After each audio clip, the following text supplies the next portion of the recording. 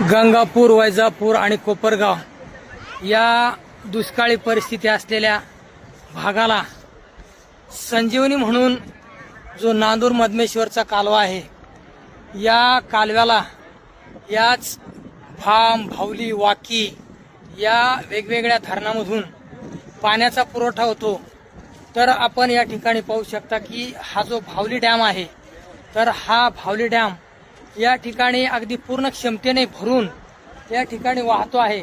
हा डॅम म्हणजे अशा या भाम, भावली, वाकी या धरणामुळे आपल्या मराठवाड्यातील गंगापूर, वैजापूर तसेच आयल्यानगर मधलं कोपरगाव या दुष्काळी परिस्थिती असलेल्या तालुक्यांना याच धरणामधून पाण्याचा पुरवठा होतो।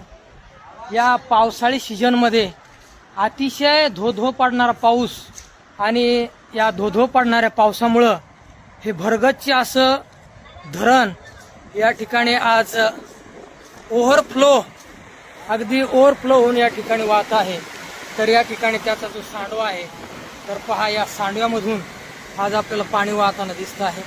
तर अगदी सुंदर निसर्गाचा हा ठेवा या ठिकाणी या धरणाच्या मार्फत आपल्याला दिसतो आहे। आणि आज आपण या धरणाच्या या भिंतीवरती अतिशय सुंदर असा हा नजारा या ठिकाणी या धरणाचा हा पानपासरा या ठिकाणी आपल्याला पाहायला दिसतोय। सुंदर चारी बाजूनं जिकडं नजर फिरेल तिकडं या ठिकाणी जे पाण्याचे वॉटरफॉल्स, जे धबधबे आहेत, ते डोंगरामधून उगम पावून या ठिकाणी या धरणाला मिळालेले आहेत। तर अतिशय सुंदर असं दृश्य या ठिकाणी आपल्याला पाहायला भेटतंय।